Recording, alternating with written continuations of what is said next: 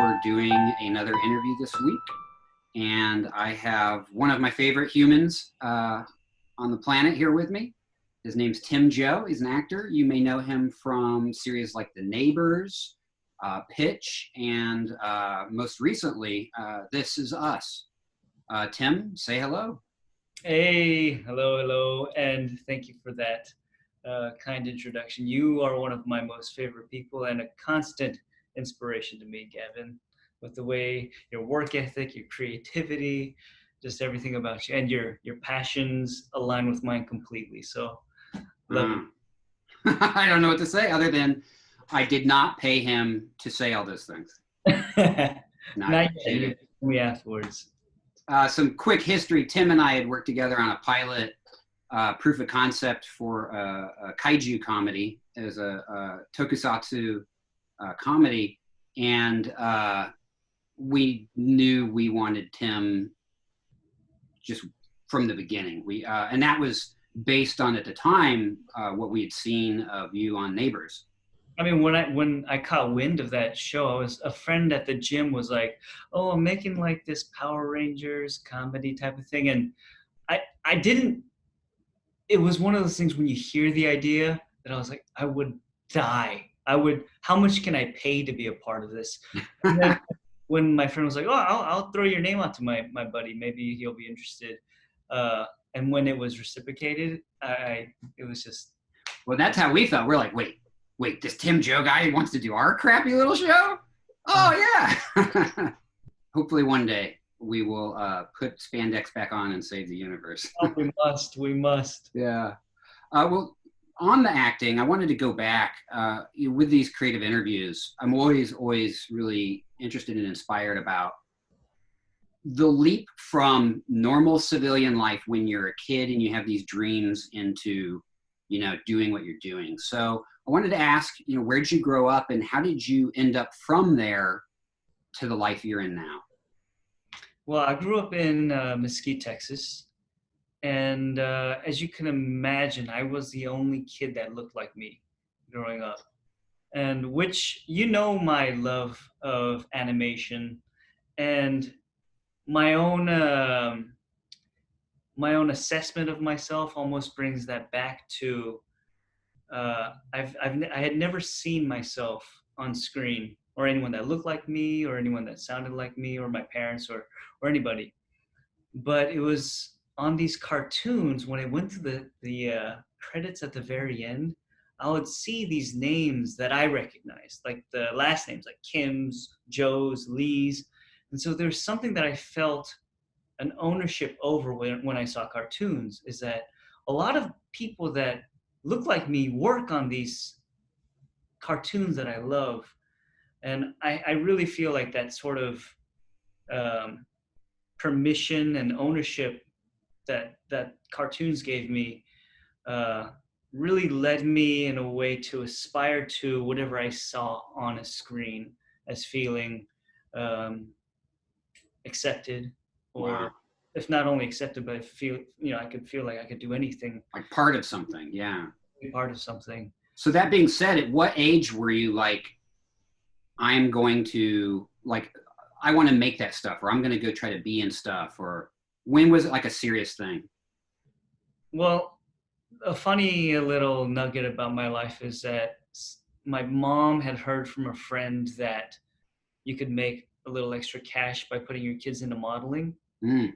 And since I was the only Asian kid in Dallas, Texas, and Dallas was had a huge print modeling scene. Yeah, huge commercial market, yeah. Huge. So I worked nonstop as a child model. Right. So I mean, that already makes you natural and used to cameras and used to being on sets. Sort of, in a way that I grew up modeling since as early as I can remember. So I never knew that it was abnormal. If anything, I thought all the kids at my school were models. Right. The reason that you went and gave a doctor's note to leave school was because you had to go work. Right. It wasn't until I started getting teased about it around like 12 or 13. Right. When I don't, you know, it hit me one day that I was like, why is everybody making fun of me for modeling when they all do it themselves? Right. Like, we don't So model. were they starting to notice you in ads and stuff, or did they? Yeah, ads, commercials, billboards. We did everything.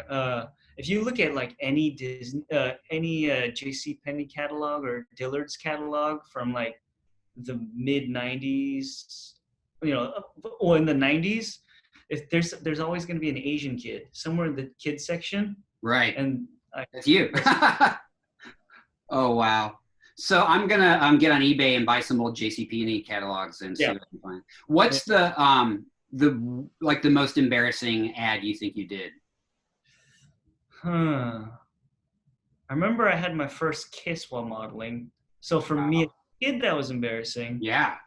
Uh, I do also remember, I don't know why I remember this so well, but for me, the only time I had been embarrassed of a picture that I had done Right. was my mom used to always be in my eyesight when we used to model. Right. There was a moment that I remember I was wearing like this yellow Snoopy raincoat, and she stepped out and she didn't come back in for like 10 minutes or something.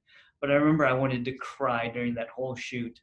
Because you And didn't have her there, the support. yeah, Yeah. and I remember seeing those pictures. I was very embarrassed of. Oh, interesting. So do you hate the Snoopy raincoat stuff now? Is it a No, trigger? but I did hate the fact that I couldn't hide my smile. Right. I mean, that I couldn't hide my cry face almost. Right. It showed. Okay. Yeah. Mine shows too. I have no poker face. Somehow I moved around a lot. I lived in Poland for a little bit. And when I moved back to the States after living in Poland, I just started running with the crew of like a ragtag crew of skateboarding punk kids that always had a video camera on them. So we'd go make skate videos and horror movies in wherever, in Targets or in people's backyards or Right. in a store. We get kicked out all the time, Yeah. but That's that's what that's we did. my ages 13 to 17 for sure. Yeah, and no, I would act for them because one of my friends loved filming. But again, that wasn't acting for me. That was just having fun. Having If fun. anything, I was super introverted, so I never spoke in class or anything. But when I'm with my friends and they're like, "Hey, go say this thing in front of a camera while you're wearing a mask in the Halloween section at Target or something," I'm like, "Oh yeah, let's do it." But it wasn't until college that I stumbled into an acting class, and then I realized, since I was sort of a slacker, I was like, I suck at everything. I'm getting C's and D's in every class, but the only class that I seem to not be struggling in, well, struggling for sure, but enjoying the struggle and seeing that I can get better the harder I work, was my acting class. Yeah. I mean, I hear you, man. Yeah. It was the very same for me in high school. I was failing out till I found a filmmaking class. And then all my other grades started to raise. Yeah. So going back to these kids you ran with in the punk rock in that scene, I think another thing maybe not everyone knows about you is that you're a musician and that you play in a band. Yeah. So that being said, tell us the band, tell us what you play, and tell us how approaching music is different than approaching an acting gig for you. Well, music is something that, as you can imagine, growing up with Asian parents, I definitely did orchestra. And when I had to choose an instrument, I chose the bass. Mm. The reason I chose the bass was I knew there was a kid in the orchestra that had like this really long butt cut, had these cut off dickies, and he just like the coolest like punk kid that I'd ever seen. And the fact that he was in orchestra, I was like, well, if he's gonna do it, I'm gonna do it, and I'm gonna do the instrument that he does. Oh, nice. I want him to be my best friend. And I chose the bass because he was a bassist. That's cool. And do you guys know each other now? I think I hit him up a couple years ago. Yeah. But yeah, I still remember him. Who are you playing with now? I'm playing with a band called Much Better. And we like to describe ourselves as maybe having been cut from the Tony Hawk's Pro Skater 2 soundtrack. Okay, I We totally sound understand. like that. We sound like the music I would have been listening to while I was skateboarding when I was 16. Okay, fair enough. I mean that the Tony Hawk Pro Skater, that I did totally get that. That's an adjective I understand. Yeah. Yeah. Yeah, we just released our latest EP, and our singer just put together a quarantine music video together. It looked genius. It's animation, right? Yeah, it was all stop motion, all without leaving the home and spending a dollar. Wow. So making music and marketing and getting your music out there in the age of can't play shows, Yeah. auditions, acting on sets that are a bunch of people. I had to ask, has anyone asked you to do a Zoom audition yet? Not yet.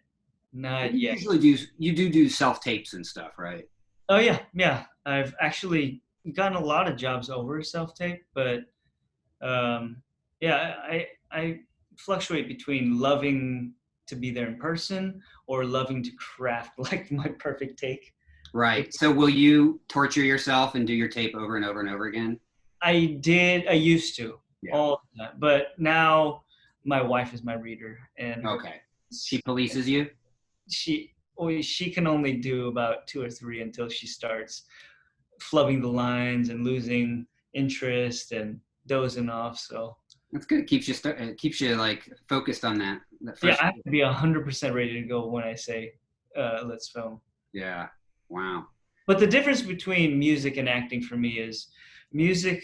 I've had other bands in the past. I was in another band for about 7 years. Uh, and I spent a lot of heart, a lot of money, a lot of energy, and a lot of time. I devoted a lot of that to that band. Um, and I came out of it sort of hating uh, pursuing music as anything other than pleasure. Mm. Maybe that's where I still am now. So with this band, I've just told myself, as long as I love hanging out with my friends and playing music together, I'm gonna do it as long as we can. For me, when it comes, when it's about how many downloads or are people even listening to our music or are people streaming our music video, like once I start caring about that, that's when I'm trying to remind myself, whoa, you're not in this band for that reason. Right. There to like have a reason and an excuse to hang out with your buddies. Yeah. Well, I think it's good when you have, you're in that category of person who can do multiple types of art, right? You can do film, you can do TV. So I think it's good that you're keeping a creative outlet just for the sake of a creative outlet and not. Yeah. It's almost like taking it back because for a long time, same with acting, for a long time, both of these, I was, they, we both know when you're in a creative pursuit that is also your source of income, the creativity can slip away without you even knowing. Like I've gone years, I feel like I've gone years without putting my art into acting. And Right. I did years of that band. Um, yeah, just forgetting about the art. Yeah.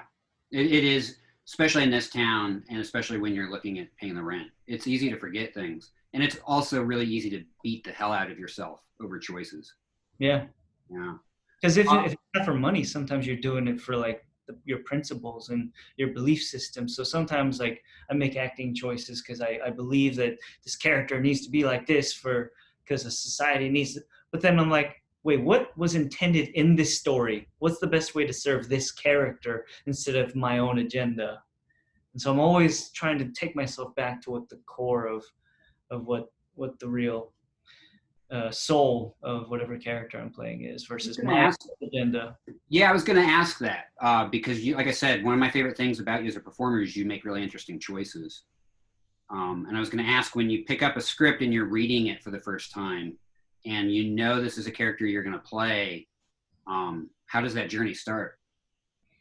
To even take a step back, like let's say if I get an audition, I know it's a character. I know I'm gonna have fun with it when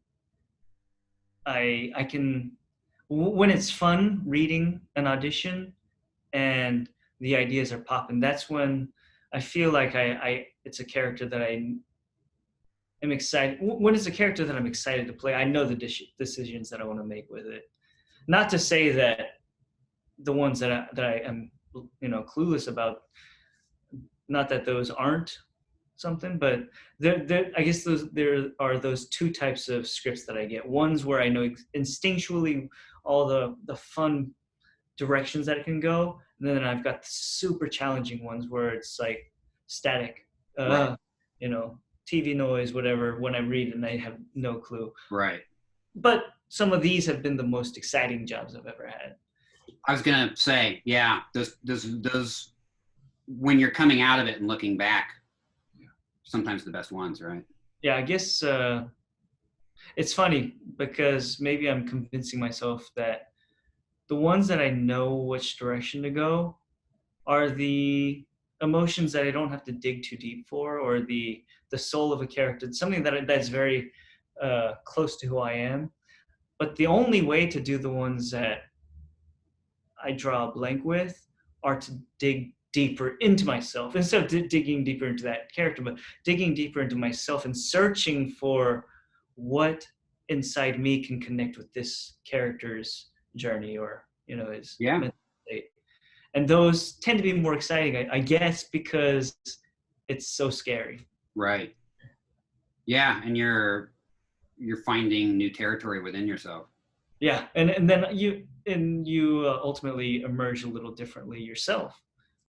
One more question, which has nothing to do with acting, I think. What is the spiciest food you have ever had, and where was it? Okay, I as everybody else right now during quarantine, I've been finding myself raiding the refrigerator like crazy every night. And my recent solution, I was at the grocery store and I found this box. It said super hot chilies. So I tried it the other day. I've only tried it once.